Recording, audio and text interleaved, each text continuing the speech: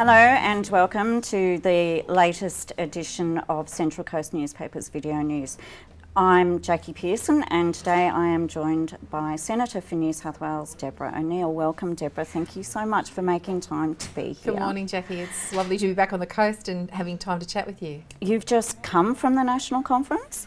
No, we're heading off to National Conference okay. on Saturday. And then on Sunday, Monday and Tuesday, Labor will have our big national debate about our policy that we hope to take to the next election. I wanted to track back to the beginning and ask you what attracted you to politics. Why did you become a politician in the first place? Well, like many commuters on the Central Coast, you get a lot of time to think when you're driving or you're on the train, when you're driving the old F3, now the M1, or when you're on the train. And I was actually studying for my Masters at the time and I was driving back from Sydney. It was 1996 and I was always interested in politics. You know, I come from I'm the daughter of Irish Republican parents, so the whole concept of Ireland being delivered as a nation was something I grew up with as a pretty amazing thing that politics was able to deliver. And then studying history, you think about how the Holocaust actually came to happen and the rise of Nazi Germany and understanding that people were elected to do that and were able to do that. That sort of sense of history was with me. But that night, driving back from Sydney in 1996, when I was about to fall pregnant, I think with our third child, our son Noah, I heard Paul Keating speaking. He'd just lost the election and his speech was a farewell to his staff who had, you know, gone into the world of politics to make a difference. And the things that he described about what had been achieved, like the establishment of superannuation, all that time ago, now we see the benefits of that long view policy making, that care for every Australian so that we'd have a security in retirement.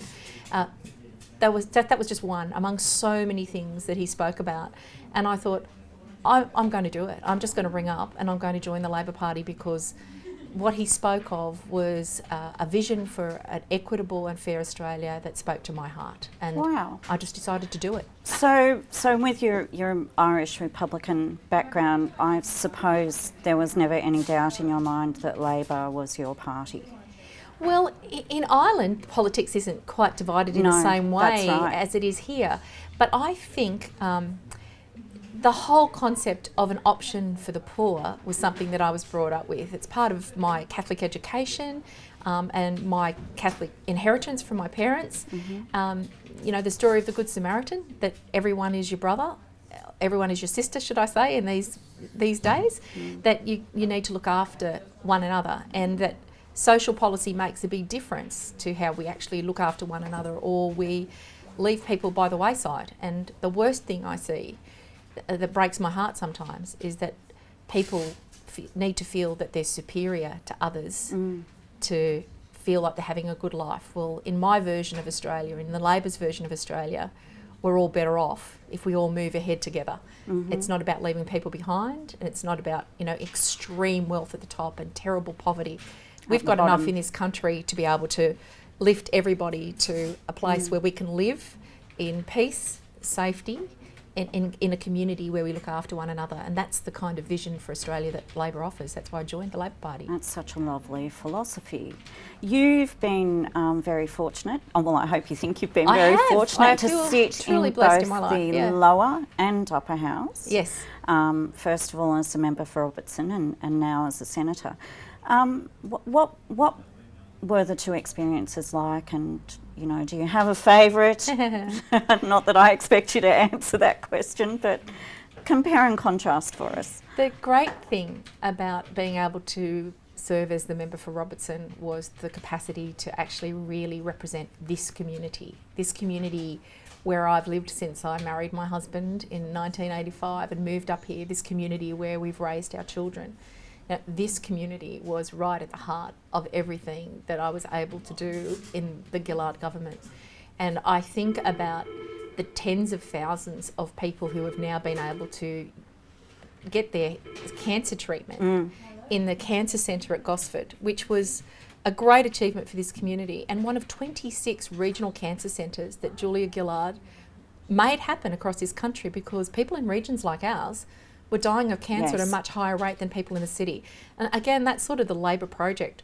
And to do that for our local community was such a privilege, and it speaks to the power of good work in politics to change people's lives materially for the better. So with the national conference coming up and the expectation of an election by May or in May, what are the core issues that you believe are facing the nation and this community?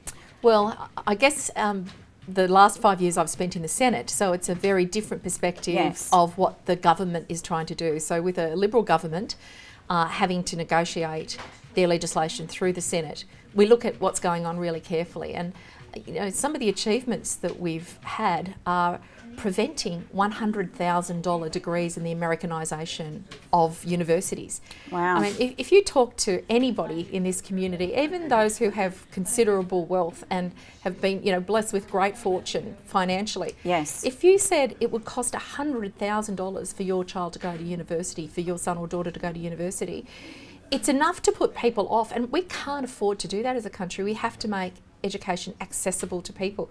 We see the same problem with TAFE. TAFE fees under the Liberal governments, both state and federal. We've got the double whammy here.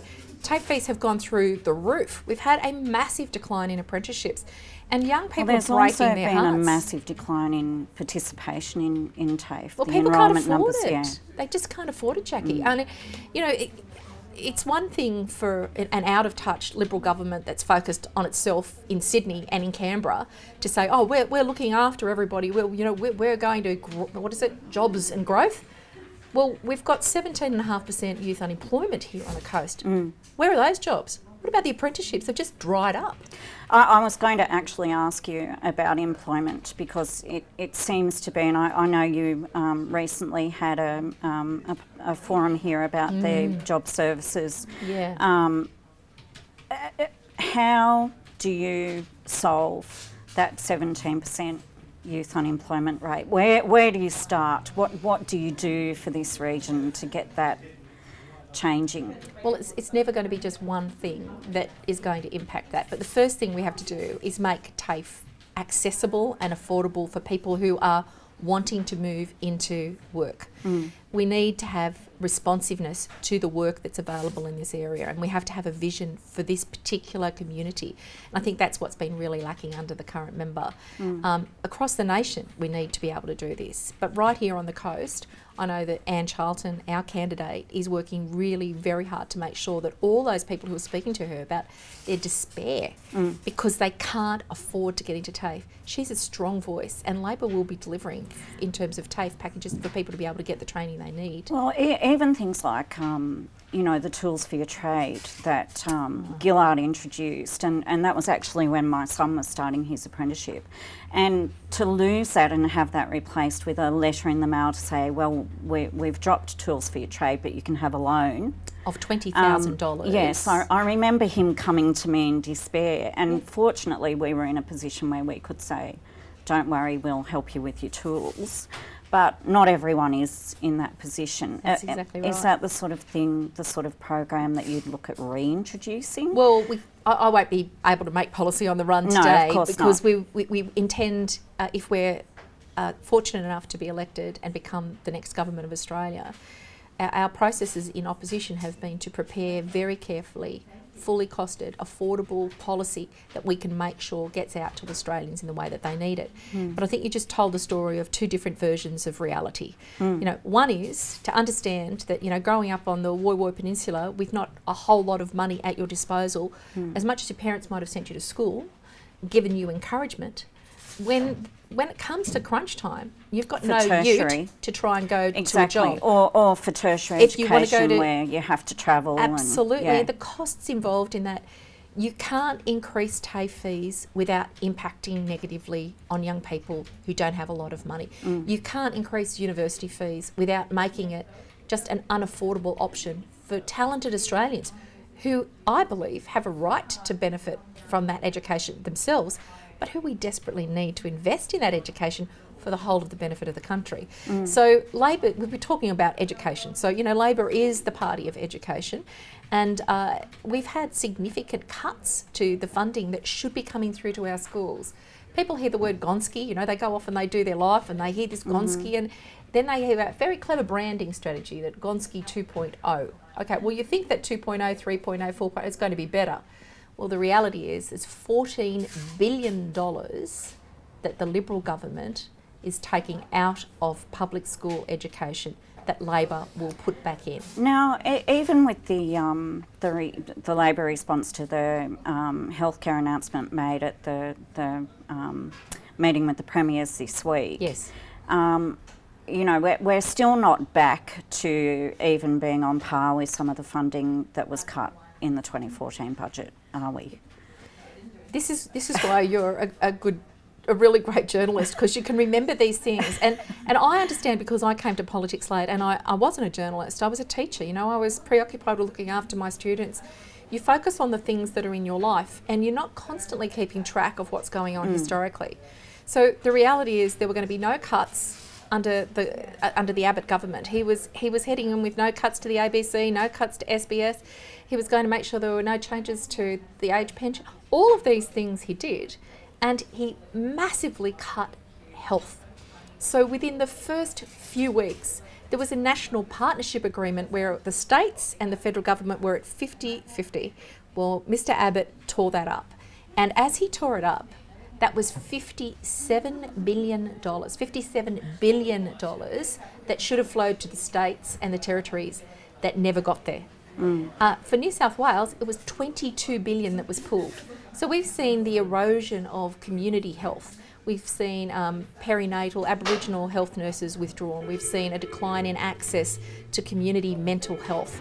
All of these sorts of problems are happening in our community, and putting money in after you've broken the system and people have moved on is the most foolish way to think about our health system.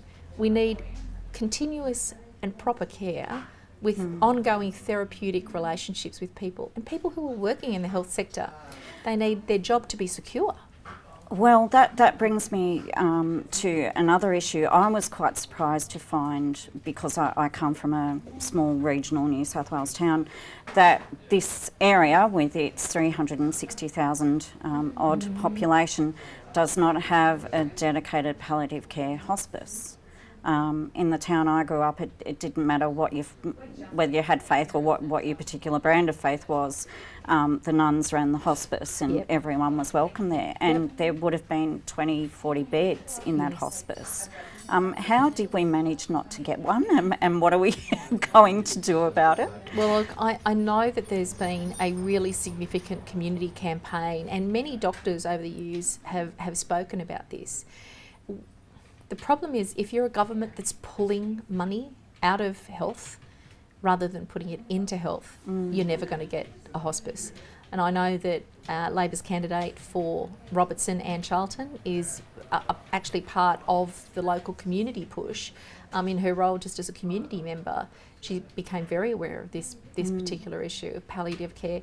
And it touches everybody. I mean, there's none of us escape death, and it comes to all of our families at very different times. You know, in my own life, it's come to two of my siblings, far too young. I've lost my father and I've lost a niece.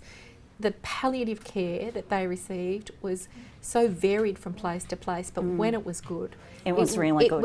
It was a really big part of actually being able to undertake that journey and to heal afterwards. When somebody you love is properly cared for with properly funded palliative care in a place that's built to look after the family gathered around somebody that they love that they're losing, we're doing something good for our community. And I believe that we really, really need that here on the coast. It's been quite a year in politics.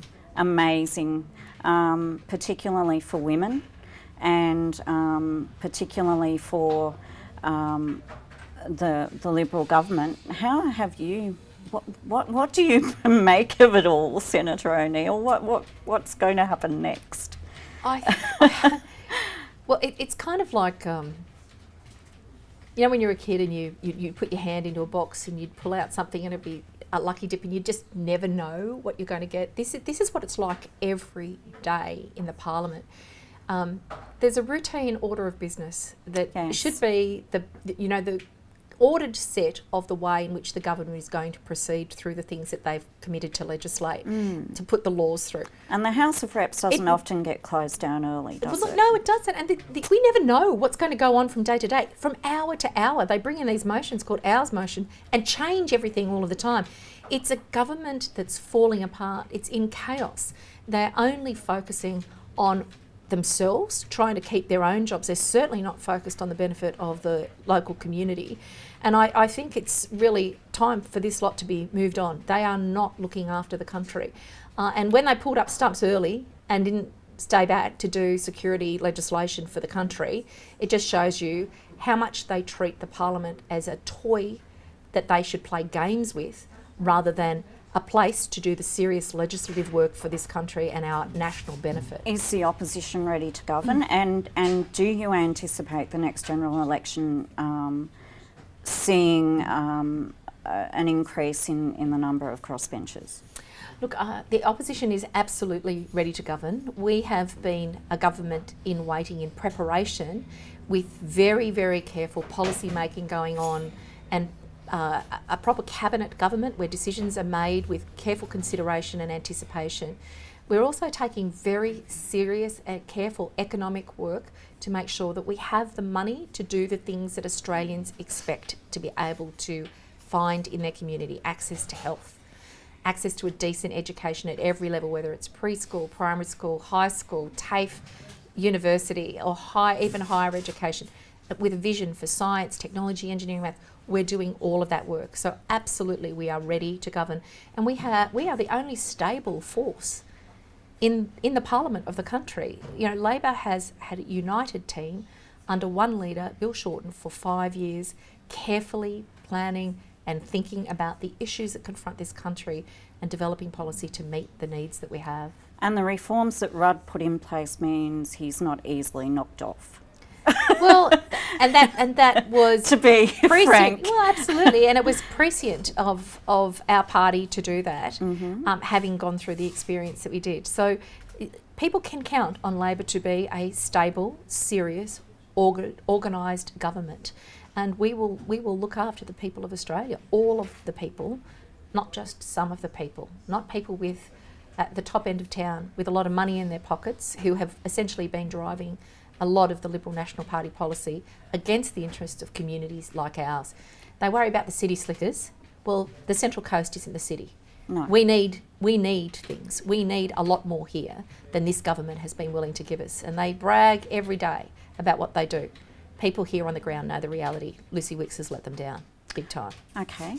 On a lighter note, yes. Do you get any time off over Christmas? I am. Last year my brother was married in Ireland and the whole family headed off there together for a wonderful white Christmas adventure, which was fantastic. Yes. But I can say at the end of this year, I'm really looking forward to a bit of sun and sand, getting a few walks and runs in on Copacabana Beach and heading down to Hardy's Bay, getting a coffee, and maybe up to Cabbage Tree Bay, do a little bit of tourism here on the coast. It's just I get all over the country, but when I come home and I drive over the Hawkesbury River Bridge, yes. I breathe home. differently. I'm home, and as I get to the coast at Copa, I just think this is just a magic place to live. So yes, I'm sure Santa will bring me a bit of rest and recreation. And sunshine. It's sunshine. Thank you so absolutely. much for your service, and thank you for making time for us, and happy Christmas. Thank you, Jackie. Happy Christmas to you and to all those who read this wonderful newspaper, you know, the Chronicle, Coast News, Peninsula News. You do a great job telling the stories of our community, and this is a vital part of our democracy. People having a voice and getting their voice out in the place that they live, and we couldn't do it without great journalism, and you offer that. Thank you very much. Thank you.